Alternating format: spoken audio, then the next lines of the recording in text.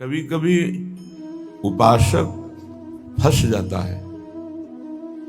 सामने वाले को प्रसन्न करने की चेष्टा में कभी कभी उपासना में बाधा खड़ी हो जाती है। ये कैसे संतुष्ट होगा? ये बहुत बड़ी कमी है।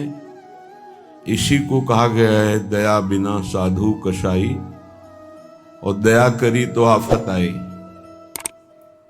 सामने वाले को परमार्थ का उपदेश करके दूर हट जाना चाहिए।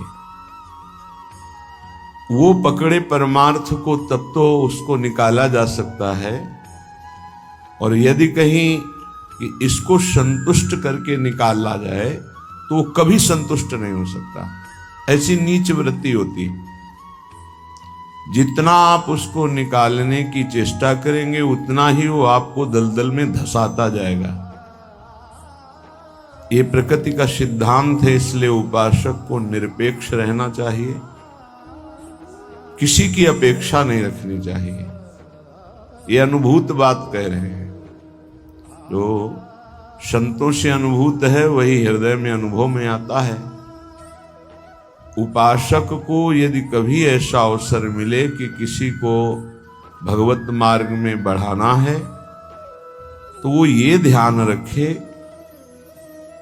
कि हमें अपने को बचा करके इसको निकालना है।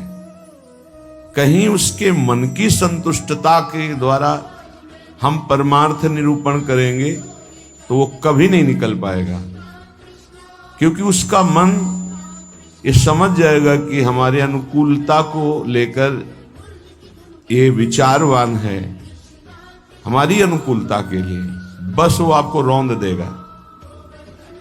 और परमार्थ का उपदेश दिया और निरपेक्ष हो गए और वो आप पर आसक्त होता चला जा रहा है, वो निकल जाएगा। त्रुटि यही हो जाती है उपासक से कि इसको कैसे संतुष्ट करूं, वहीं उसका पतन हो जाता है। पतन अपने आराध्य देव का चिंतन छोड़कर मांस के लोथड़े शरीरों का चिंतन होने लगता है। ये कैसे राजी रहे, वो कैसे राजी रहे, परिवार कैसे राजी रहे, भगत कैसे राजी रहे। निकले थे हरि को राजी करने के लिए और हो गया प्रपंच को राजी करना। ये बहुत सूक्ष्म बात है। ये शास्त्र सम्मत और हृदय सम्मत बात है, दोनों के अनुभव। यदि भगवत मार्ग में आगे बढ़ना है तो किसी को संतुष्ट करने का भाव खत्म कर दे। शास्त्र सम्मत उपदेश है, पकड़ना है पकड़ो, नहीं पकड़ना है तो डूबो। तभी आप परमानंद का अनुभव कर सकते हैं, नहीं तो आपको फंसा लिया जाएगा। ये सूत्र उड़िया बाबा का है, दया बिना साधु कसाई, और दया करी तो आफत आई। बीच में समझो, दया नहीं तो साधु कैसा, और दया की तो फंस गए। तो कौन सी दया आपका परम कल्याण में सहयोग कर सकती है? जो याद को ना नष्ट कर पावे। दया का उल्टा है याद। जो भगवत स्मृति में बाधा पहुंचा दे, ऐसी दया में आग लगे। भगवत स्मृति युक्त प्रियता प्रभु के चरणों में और दया जड़ चैतन्य में, तब तो निकल जाओगे। और अगर भगवत स्मृति को दया ने तोड़ दिया और उसकी स्मृति चल रही तो दुर्गति पक्की है। हिरण में इतनी स्मृति आ गई कि हरि स्मृति गई तो अगला जन्म ऐसे महापुरुष का पशु रूप में हो गया, मृग रूप में। तो बहुत सावधानी का ये परमार्थ मार्ग है। कभी कभी दया में चूक हो जाती है। ये दया बहुत बड़ी दैवी संपदा है, कोई साधारण नहीं है। महापुरुष अपने कल्याण की बात ना देखते हुए सामने वाले का कैसे मंगल हो, इस बात पर विचार युक्त रहते हैं। पर साधक को बहुत सावधान रहना चाहिए। इस दया रूपी सद्गुण से बचना चाहिए। ध्यान से इसको पकड़ लीजिए। दया रूपी सद्गुण से बचना चाहिए जब तक भगवत प्राप्ति न हो जाए। दूर से दया का भाव, दूर से हृदय में कहीं इसका भाव प्रवेश हो गया कि इस पर दया करनी है, हम बड़े दयालु हैं तो फंसा फंसाया है। भजन करने से हृदय बड़ा द्रवित हो जाता है। द्रवित हृदय में करुणा और दया की लहरें उठती रहती हैं। उसको लगता है क्या दे दूं, क्या कर दूं, कैसे ये भगवान में लग जाए। अच्छी बात है, पर व्यवहार में ये तुम्हारी बात कोई जान गया कि तुम इतने दयालु हो तो दुरुपयोग कर देगा। तुम्हारी इस दया का दुरुपयोग हो जाएगा। बहुत अच्छे से इसको समझ के बोल रहे हैं। इसलिए चाहे गृहस्थ हो चाहे विरक्त हो, यदि भगवत प्राप्ति करनी है तो दया रूपी सद्गुण को हृदय में दबा दो। बाहर से निरपेक्ष और उदासीन रहो। जब कभी भगवान ऐसी सामर्थ्य दे तो निरपेक्ष होकर के उससे कोई आसक्ति न रखते हुए उपदेश कर दिया और दूरी बनाए। नजदीकी बनाया तो फंसे। ये ऐसे है प्रपंची, नजदीकी बनाया तो फंसे, और फंसे तो तुम्हारी निंदा ये करेंगे, तुम्हारे ही विपरीत चलेंगे। बहुत सावधान। जैसे डूबने वाले को बचाने वाला जाए और चतुर तैराक ना हो, चतुर इसलिए कि अपने को बचा ले, तैराक इसलिए कि उसको भी निकाल ले, तो डूबने वाला पहला काम करता है बचाने वाले को डुबोता है और ऊपर उठ के सांस लेना चाहता है। बस ऐसे ही भव समुद्र में, प्रपंच में कामी क्रोधी लोभी ऐसे जो जन डूबे हुए हैं, साधु का कर्तव्य है उनको निकालना, पर परम प्रवीणता पूर्वक अपने को बचाते हुए, नहीं तो पक्का डूब जाएगा। पक्का अनुभव की बात है। संतों की जो बातें होती वो छाती की बातें होती, पढ़ी लिखी बातों में उतना प्रभाव नहीं पड़ता जितना हृदय की अनुभूत बातों पर पड़ता है। फिर अनुभव होगा कि बड़ा इष्ट कठोर है, वो हमारी रक्षा नहीं की, हमको बचाया नहीं, हम संकट में फंस गए। तो इष्ट शास्त्रों में संतों के रूप में, गुरुदेव के रूप में उपदेश करते हैं। निरपेक्षम मुनिम शांतम निर्वैरम समदर्शनम। कहां यहां ऐसा लिखा है कि तुम ऐसी दया करो कि उसी का चिंतन करने लगो, उसी के गले लग जाओ, उसी को अपना मान लो? कहां लिखा है? निरपेक्षम, किसी की अपेक्षा नहीं। हम उपदेश कर रहे हैं, उसको पकड़ो तो आओ, जैसे हम चाहें वैसे चलो तो आओ, नहीं तो जाओ। भगवान का ही सब बनाया हुआ खेल है, भोगो खेलो, नरक जाओ स्वर्ग जाओ, तुम्हारी रुचि। अगर मुक्त होना चाहते हो तो आज्ञा का पालन करो, निरपेक्ष रहे। निरपेक्षम मुनिम, मननशील, एक क्षण भी अपने प्रभु को ना छोड़े। इस संसार का सूत्र है। यदि आप निरपेक्ष रहे तो आपकी चरण धूल माथे पे चढ़ाएगा और आपकी आज्ञा का पालन करेगा। और यदि आपने दुलार कर दिया, उसको अपेक्षा कि ये भगवान को प्राप्त हो, ऐसी चेष्टा करके दुलार कर दिया, तो वो तुम्हारी बात को रौंद देगा। सामने वाला यदि अपना परिवर्तन नहीं चाहता तो पूरा जीवन संग दे दो तो भी उसका परिवर्तन नहीं होने वाला। अगर परिवर्तन चाहता है तो दूर से एक शब्द सुनकर उसका परिवर्तन हो जाएगा। साधु बहुत सावधान। बड़े बड़े जो संत अनुभव करके बोल गए हैं वो अपने अनुभव से बोल रहे हैं, अपने हृदय की बात बोल रहे हैं। आप पकड़ लोगे तो आपका चिंतन नहीं बर्बाद होगा, वो अनुभूत बात आपको माया से बचा लेगी। सदैव अपने इष्ट देव के विचार में रहना चाहिए। भूल ये हो जाती है कि मुझे प्रभु न मानकर उसका कल्याण करने का ठेका ले लेते हैं, हम इसका उद्धार कर सकते हैं। भूल हो गई। हमारे प्रभु आए शिष्य का रोल करते हुए, स्वांग करते हुए, तो स्वांग मात्र करना गुरु का असली बात नहीं है। गुरु शिष्य एक ही परमात्मा तत्व विराजमान है, असली बात है। ये भूल हो जाती है। कैसे ये संभले, कैसे ये दुखों से निवृत्त हो, कैसे भगवान को प्राप्त हो। थोड़ा बस उसके अनुकूल हो गए, वो तुम्हारी हर बात रौंद देगा, तुम्हें सेवक बना देगा, अपना गुलाम बना देगा। मान लेना हमारी बात, दिमाग में लिख लेना। एक साधारण विषयी आदमी तुम्हें अपना गुलाम बना सकता है। कैसे? उसकी अनुकूलता को यदि तुमने परोसा, बस वो तुम्हारी आज्ञा का उल्लंघन कर देगा। ऐसे सात्विक जन बहुत कम होते हैं जो ये बात सोचे कि ये किसी की तरफ देखते नहीं, किसी से बोलते नहीं। इन्होंने हमारी तरफ देखा, हमसे बोले, बात किया, अहो भाग्य। ये हम अपने अनुभव की बात और संतों के अनुभव की बात करते हैं जो माया मुक्त हैं।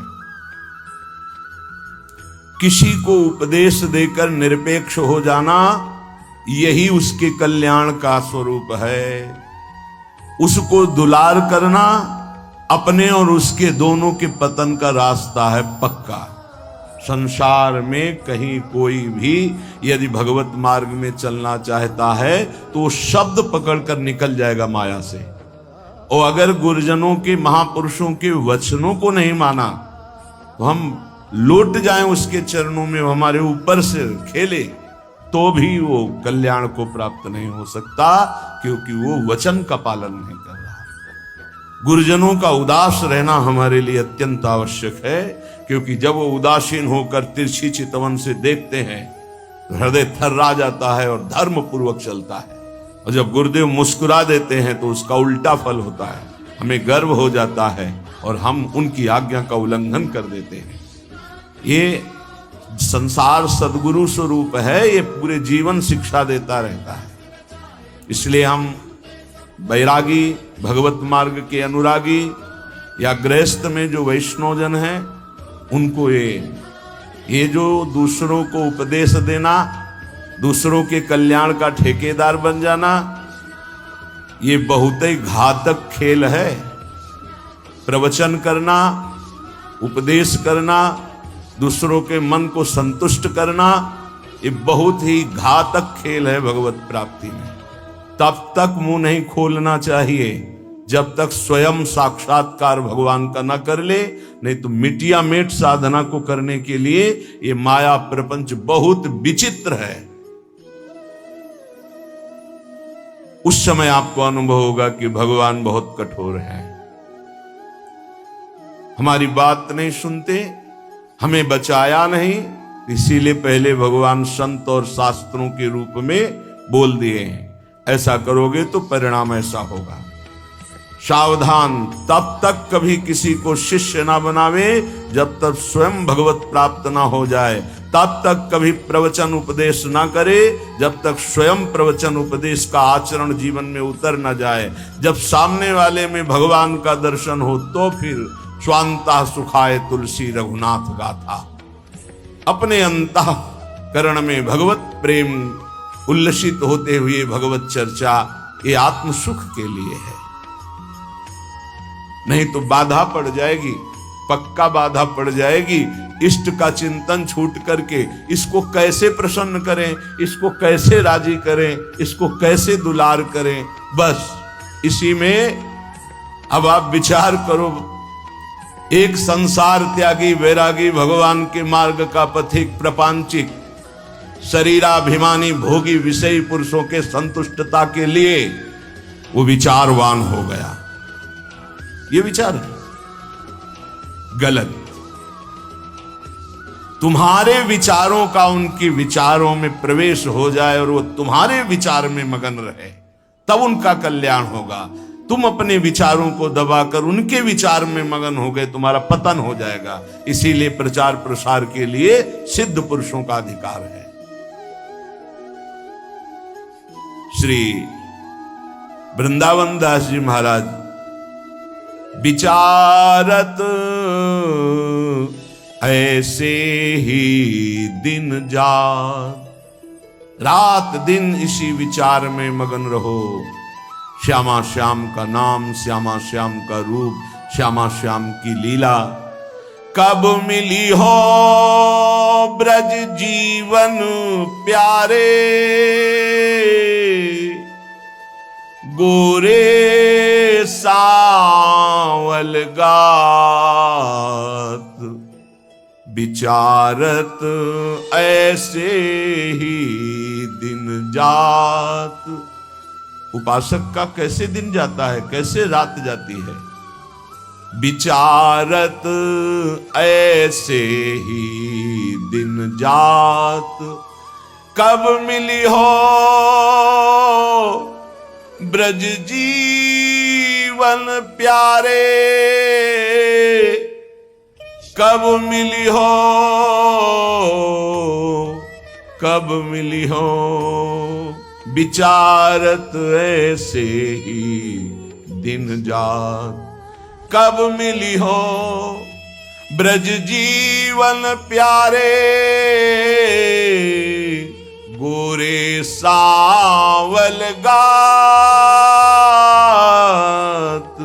विचारत ऐसे ही दिन जात। कब मिलोगे? इतने दिन हो गए अभी तक साक्षात्कार नहीं हुआ। आज का दिन गया, आज की रात गई, फिर दिन आया, प्रभु कब मिलोगे, कब मिलोगे? ये व्याकुलता, यहां दूसरे के चिंतन की कोई गुंजाइश नहीं है। दया से चिंतन में फिसला साधक, ये हिरण का बच्चा मर जाएगा अगर हम इसकी रक्षा नहीं करें, चलो ठीक, बाहर निकाले, अब इसका पालन पोषण करना, चलो ये भी ठीक, 10-5 दिन में छोड़ देते, नहीं, गले लगा लिया, अगला जन्म हिरण का हो गया। बहुत बुरी तरह साधक दया में फंस जाता है, आसपास ऐसा जाल बिछ जाता है कि निकलना मुश्किल हो जाता है। दया से बहुत बचो, ये भागवतिक सद्गुण है, आता है हृदय में, द्रवित होता है हृदय। जहां दूसरों का चिंतन हुआ तहां चिंतन अपना बदल जाता है। फिर क्या होता है?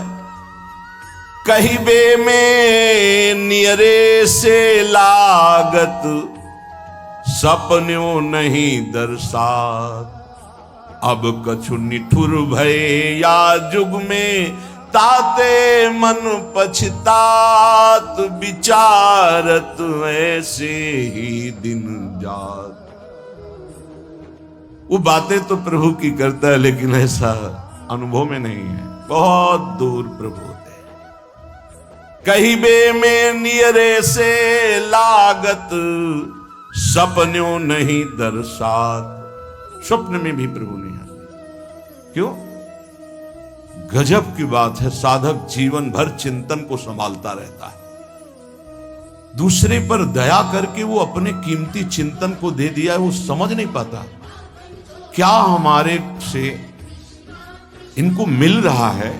इन्होंने अमोघ चिंतन छोड़ करके मुझे अपना लिया, मेरा चिंतन करते हैं, मेरे दोषों को मेरे सामने रखते हैं, मेरे को अपना मानते हैं, इससे प्राण न्यौछावर हो जाने चाहिए। लेकिन नहीं, वो प्राण ले लेगा उसके, अगर ऐसी गलती की कोई उपासक।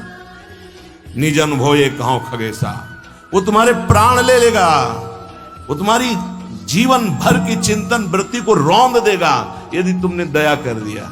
इस बात को समझ लेना। संतों का संग क्यों सुना जाता है? शास्त्रों में वही सब लिखा है, उसको अपने अनुभव से डुबो कर बोलते हैं। कहिबे में नियरे से लागत, सपने हूं नहीं दर्शात। अब करो प्रवचन। हृदय में आश्रय दूसरे का, चिंतन दूसरे का, संबंध दूसरे का, तो स्वप्न में भी आपके आराध्य देव नहीं झलकेंगे। फिर क्या हृदय कहेगा? अब कछु निठुर भय या जुग में, ताते मन पछतात। अब भगवान भी नहीं सुनते, बहुत कठोर हो गए, हमें लगता है। इस युग में पहले बहुत जल्दी कृपा करते थे। हम आपको बताते हैं, कलयुग में सबसे जल्दी भगवान प्रसन्न होते हैं। ठाकुर जी को जब यशोदा मैया रस्सी से बांधती हैं तो रासलीला में दर्शन करवाते हैं कि मैया ने कसम धरवानी शुरू की कि बंध जा लाला, हर रस्सी 2 अंगुल छोटी। तो उनको पता है भगत बहुत प्यारे हैं, पहले तो बड़ी कसम खवाई निज भगवान के स्वरूपों की, नहीं बंधे। फिर सतयुग के भक्तों की, फिर त्रेता के, फिर द्वापर की, जो ही कहा कि तुम्हें कलयुग के भक्तों की शपथ से बंध गए। क्यों? कलयुग में बहुत कम भक्त होते हैं, विशुद्ध भक्त भगवान की। हाँ, वृष्टि शारदी कहूं कहूं हुई, जैसे शारदीय वृष्टि कहीं कहीं होती है, ऐसी भगवान की भक्ति विशुद्ध भक्ति। विशुद्ध भक्ति में मिलावट, नाटक, दंभ, पाखंड, दिखावा, ये सब, केवल एक प्रभु से अपनापन, बहुत कम, तत्काल बन गए भगवान। कलयुग के भक्तों की जीव शपथ दी भगवान, ऐसा रासलीला में दर्शन कराते हैं। कलयुग में बहुत जल्दी भगवान का साक्षात्कार होता है, पर बड़ा कठिन है अपने मन को समेटकर प्रभु में लगाना। करुणा निधि के ही भांति कहावो, सुनत नहीं सकुचार। एक बात मान लेना, हमारे प्रभु तक आवाज उसी की पहुंचती जिसका केवल प्रभु से संबंध है। अगर दूसरा कोई है तो आवाज नहीं पहुंचेगी, तुम्हारे हृदय में ही बैठेंगे, नहीं सुनेंगे। आवाज पहुंचती है जब केवल प्रभु रहते। जैसे द्रौपदी जी, जब तक कोई और था, अपना बल था, तो आवाज नहीं निकली। क्या द्रौपदी जी के हृदय में भगवान का चिंतन नहीं होता क्या? महाभारत में लिखा है, जो ही दुशासन आया तो भगवान का चिंतन चल रहा था, क्योंकि महाभागवत कोई ऐसा नहीं कि श्री कृष्ण का विस्मरण था, लेकिन बल था पांडवों का, बल था औरों का, पुकार नहीं हुई, पुकार नहीं हुई।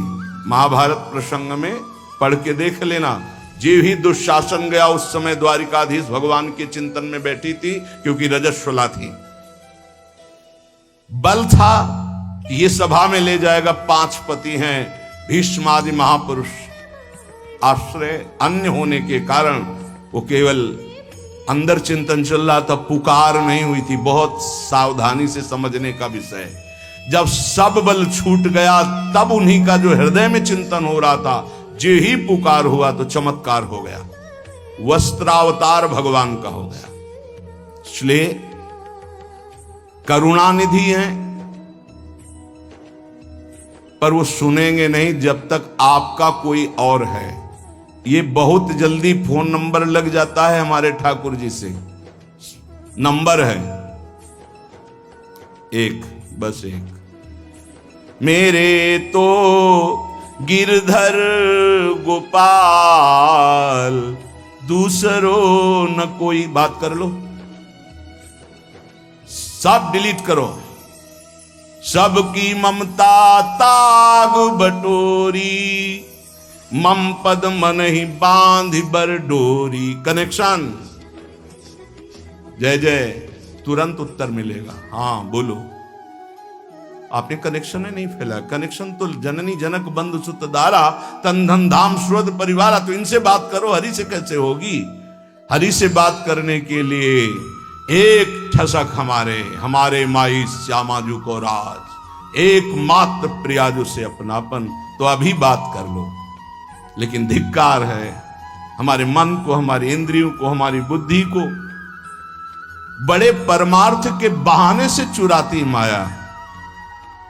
माया कोई विपक्ष बन के थोड़ी आती है, नहीं तो साधक विपक्ष को पहचान के फौरन अपने को बचा ले, वो भी चतुर खिलाड़ी है, पक्ष बन के आती है।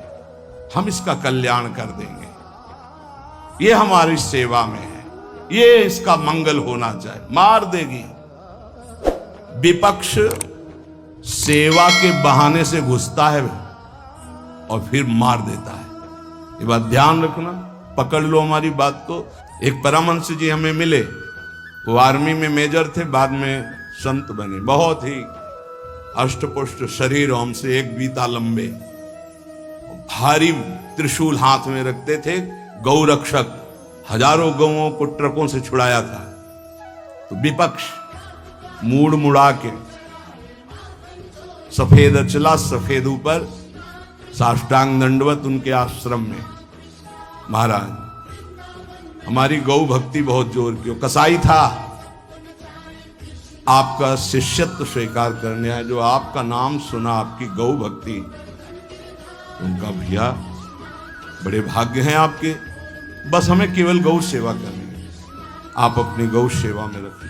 हजारों लाखों गौएं थी और इतनी नम्रता 1 साल में की कि सेवा में आ गया, शरीर सेवा में।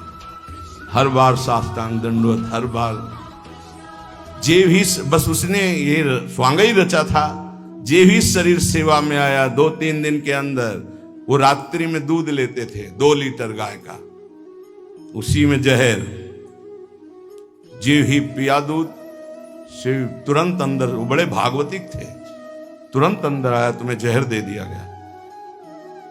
बुलाया, कहां है वो? गायब, आई नहीं। 5 लीटर गौमूत्र पिया, हमसे एक बीता लंबे से, बस उनको यही समझ में गाय बचा सकती है। 5 लीटर जी ही गौमूत्र पिया, 5 मिनट में ही इतनी उल्टियां हुई, सब बाहर। थोड़ी देर के लिए मूर्छित रहे, कोई डॉक्टर की जरूरत नहीं पड़ी और ठीक हो गए। एक तो भागवतिक दिव्य श्रद्धा उनकी, दूसरी गौमूत्र ने उनको बहुत सी उल्टियां करा दी। 5 लीटर, ढक्कन 2 ढक्कन की बात, इतनी गर्मी, 5 लीटर मतलब बार बार उल्टियां, तो सब बाहर निकल गया।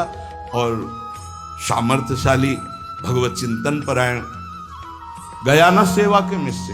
विपक्ष कभी विपक्ष बनकर नहीं आता, मित्र बनकर आता है। ऐसे ही साधक पक्का समझ ले, माया विपक्ष, वो मित्र बन करके आएगी, वो आपकी सेवा में से आएगी, हाथ जोड़ के आएगी और रौंद कर पैरों से चली जाएगी। कागज में लिख लो, दिमाग में लिख लो। कैसे जानोगे माया विपक्ष आ गई हमारी सेवा में? जिसके संग से प्रभु का चिंतन छूटे और उसका चिंतन बनने लगे, चाहे जिस भाव से हो, चाहे दया से हो, प्यार से हो, दुलार से हो, किसी बात से हो, बस समझ लेना ये विपक्ष है, अपना पक्ष नहीं। क्योंकि जिसके संग से प्रिया प्रीतम की स्मृति निरंतर चले वो तो अपना पक्ष, और जिसके संग से प्रिया प्रीतम का स्मरण चला जाए और उसकी स्मृति आ जाए तो जाके प्रियन राम वैदेही तजिए ताहे कोटि वैरी सम जद्य परम स्नेही, परम स्नेही का रूप लेकर के आते। बहुत सावधान उपासक को रहना चाहिए, नहीं तो करुणानिधि प्रभु होते हुए भी तुम्हारी बात नहीं सुनेंगे, तुम्हारी आवाज नहीं जाएगी वहां तक। फिर कहोगे भगवान ने बचाया नहीं, तुमने सिद्धांत का भंजन किया, सिद्धांत के विरुद्ध चले, इसीलिए तुम मारे गए, इसीलिए तुम्हें गिरा दिया जाएगा। बाद में दोषी तुम होगे क्योंकि तुमने दया की, यहां भी और परलोक में भी। 3 जन्म लगे भगवत प्राप्ति के लिए।